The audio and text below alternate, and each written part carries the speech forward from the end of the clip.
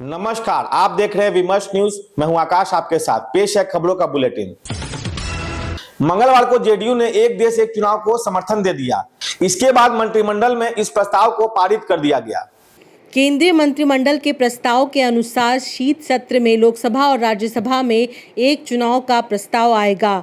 इस प्रस्ताव के पीछे अगर कोई विचार समझ में आता है तो यह है कि देश का ध्यान भटकाकर इसे मुद्दे पर लगाना। अभी संसद के चुनाव के साथ साथ उड़ीसा, सिक्किम, तेलंगाना और आंध्र प्रदेश का चुनाव हुआ है। ये संयोग अभी तक बना हुआ है।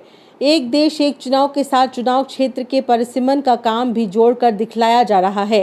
इस परिसीमन के बाद वादे के अनुसार 2019 में देश भर में महिलाओं के लिए 1/3 लोकसभा तथा विधानसभा सीटों पर आरक्षण घोषित हो जाएगा। इस प्रस्ताव को लागू करने के पहले अनेक संदेश सामने आए हैं। शुरू में ही जिन राज्यों के चुनाव हो गए हैं, समय से पूर्व लोकसभा के साथ चुनाव में जाना पड़ेगा।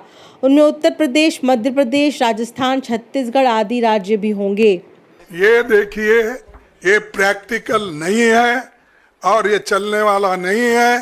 ये सिर्फ चुनाव जब आते कोई ना कोई कुछ मुद्दा नहीं मिल रहा उनको, ऐसी चीजें बात करने के लिए, इश्यू को डाइवर्ट करने के लिए वो बात करते हैं और इसीलिए और पूरे देश के लोग कोई मानने वाले भी नहीं हैं। केंद्र सरकार अगर बीच में गिरा दी जाए तो केंद्रीय स्तर पर यह किस तरह होगा? केंद्र सरकार अगर बीच में गिरा दी जाए तो केंद्रीय स्तर पर मध्यवर्ती चुनाव होगा। यह किस तरह होगा?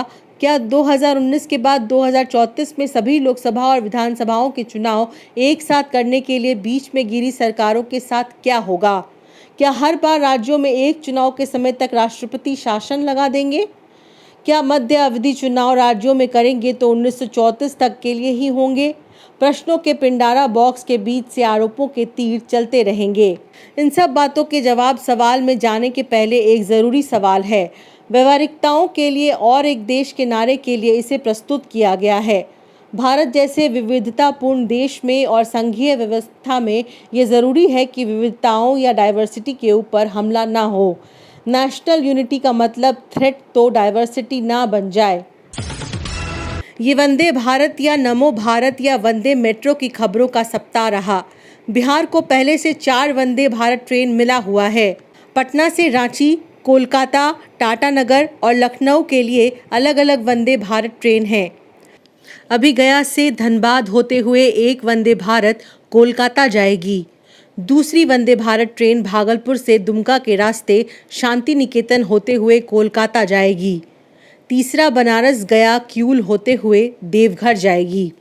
वीकेंड समाचार खत्म करते हुए ये कह सकते हैं कि इस सप्ताह की कुछ घटनाओं का असर आने वाले दिनों में बना रहेगा। सप्ताह की शुरुआत आतिशी सिंह की दिल्ली की मुख्यमंत्री बनने के साथ हुई। भारतीय जनता पार्टी अभी तक दिल्ली के मामले में झंझट करने वाले मूड में ही है। केजरीवाल शर्तों के साथ रिहा किए गए तब उन्होंने मुख्यमंत्री पद से त्यागपत्र दे दिया। भाजपा की मांग होती रहती थी कि केजरीवाल दूसरा मुख्यमंत्री बना दें। ऐसा उन्होंने किया भी।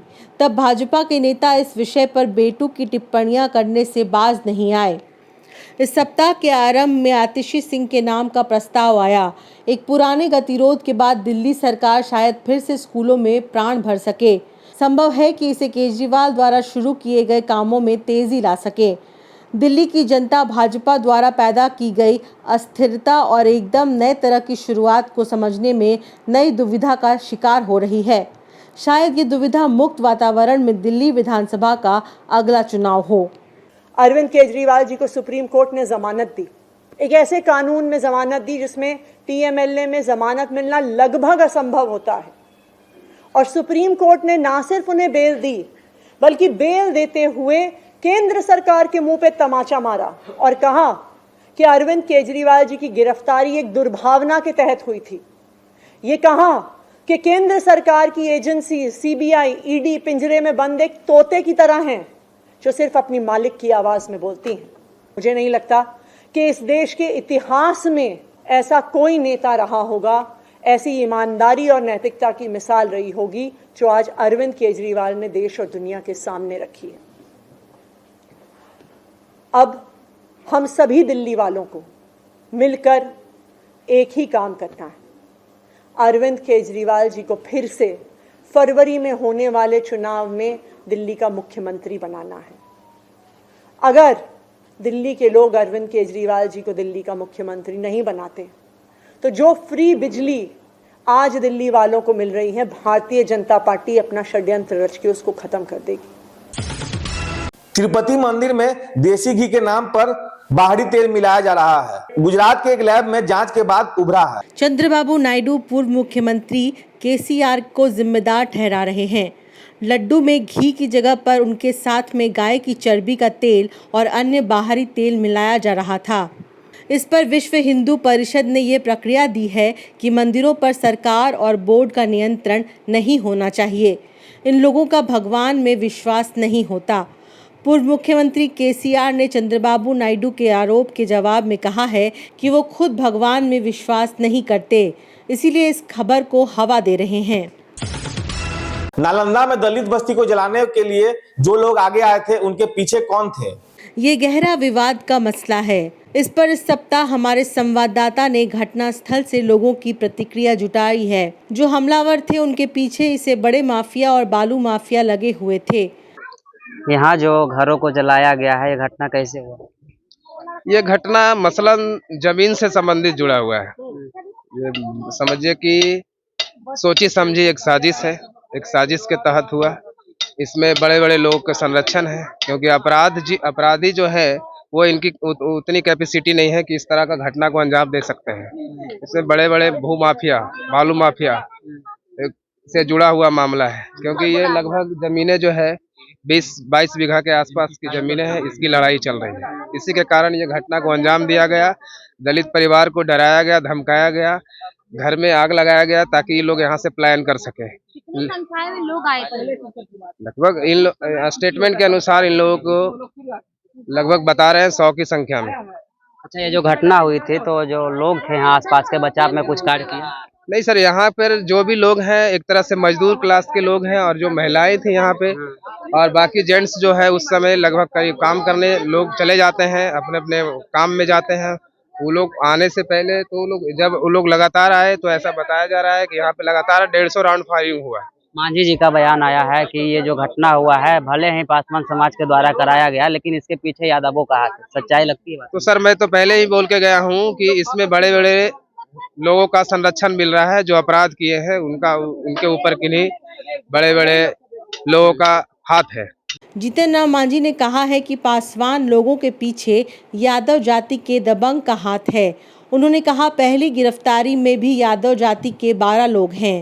नवादा में मुसहर और चमार जाति के लोग बरसों से एक जगह पर रह रहे हैं। दुसाध जाति के भी लोग वहां पर रह रहे हैं, लेकिन यही विरोधी दल के लोग और खास करके जो यादव समाज के लोग हैं, वे लोग जमीन के ये में एक आध दो दुसाध जाति के लोगों को अपना पक्ष में कर करके उनको आगे बढ़ा करके यहाँ घटना का अंजाम दिया है, जिसका प्रमाण यह है कि पुलिस जब पकड़ा धरी किया है तो 12 को ज्यादा भी लोग पकड़े गए हैं।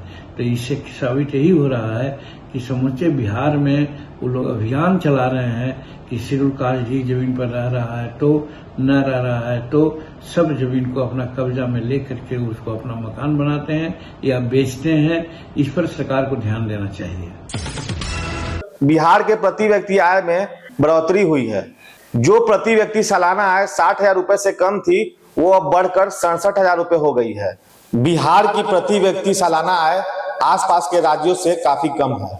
केंद्र सरकार के सांख्यिकी और कार्यक्रम कार्यान्वयन मंत्रालय ने पिछड़े राज्यों के आंकड़े जारी किए।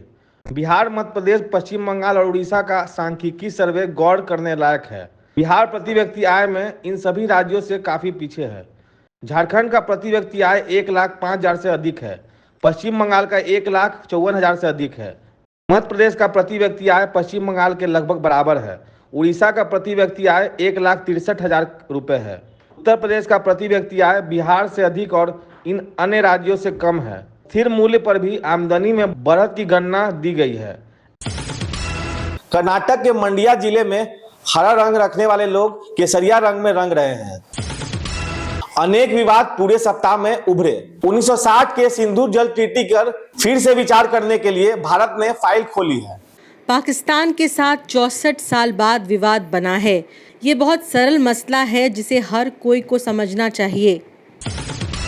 सप्ताह का अंत है, अच्छी शुरुआत से हुआ है। पश्चिम बंगाल में डॉक्टरों ने कुछ हड़ताल तोड़ा है। वह ओपीडी में तो नहीं जाएंगे परंतु ऑपरेशन और इमरजेंसी पेशेंट को देखेंगे, अन्य ज़रूरी सेवा देंगे। डॉक्टरों की एक मांग महत्वपूर्ण है कि हेल्थ सेक्रेटरी को हटाया जाए। ममता टाल मटोल कर रही हैं।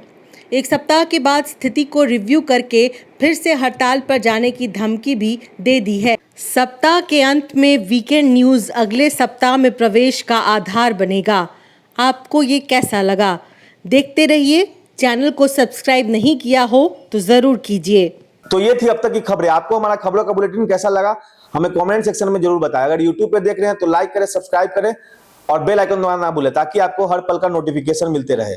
फेसबुक पे देख रहे हैं तो लाइक करें, कमेंट करें। तब तक के लिए मैं आकाश, विमर्श न्यूज स्टूडियो से धन्यवाद।